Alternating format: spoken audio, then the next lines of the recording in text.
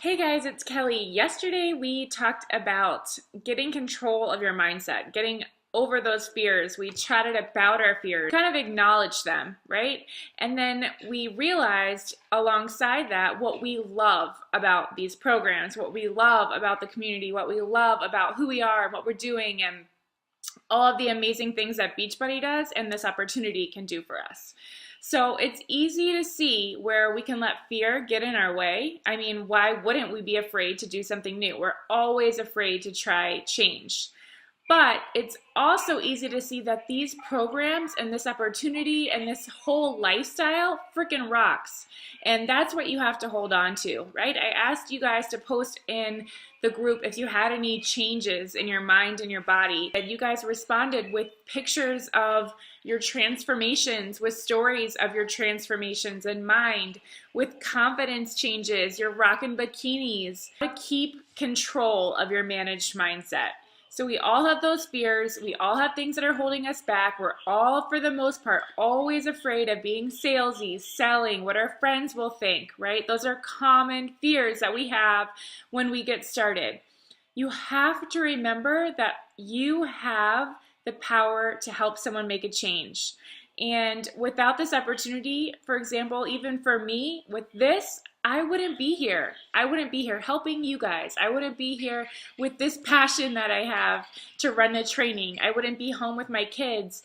I wouldn't have had lost 35 pounds after my pregnancy. So this is something where it's not about you, right? Like it is, you have those fears, but you have to get out of your head and into your heart and realize that you have that power to help other people. So, like I said, it's our job to hold on to these managed mindsets. How are we going to do that? We need to have a belief in our company, what it stands for, our mission, what our tools are, and we also need to believe in ourselves. I know it sounds a little bit cheesy. I thought the same thing, but how are we going to do that, right? We have to wrap our head around the fact that we have to believe in ourselves and we have to believe in our company. Two things. So the first way we're going to do that is we're going to figure out why. We're going to figure out why we're doing this. What is the reason, the emotional reason that will keep you going when things get hard, right? Why are you doing what you're doing every day with your daily behaviors that we're going to get into? How will your life look? What will you feel? What is that vision that you think is so crazy that only, you wish you could have? You wish you could work from home. You wish you could travel. You wish you could go adventure and make your own schedule and you could see your husband and retire your husband and do all of these amazing things. Like, what is that? What freedoms do you have when you rock at this? You have to hold on to the why. I could do X, Y, Z and my life would look like this if I rocked this business. And you have to hold on to that when things get tough. And number two, you have to know that you are not going to wake up with a positive, motivated, and inspired mindset all the time. You're just not. No one does. We're not perfect human beings. But the cool thing is that we have the power to control our mindsets. We can control what we give our mind every day. We can control our growth. We can control if we're inspired. So you have to make that decision to, if you're not feeling great, not throw yourself a pity party, not curl up in a ball and just be afraid, not just immediately pump the brakes, excuses, this isn't for me. We have to make the decision to say, okay, I'm struggling here. Reflect, see what that fear is, and be friggin' stubborn about it, right? We have to decide, you know what, I can learn that skill. I can get over my fear. I can become more confident. I can learn better public speaking. I can learn how to communicate better and more effectively.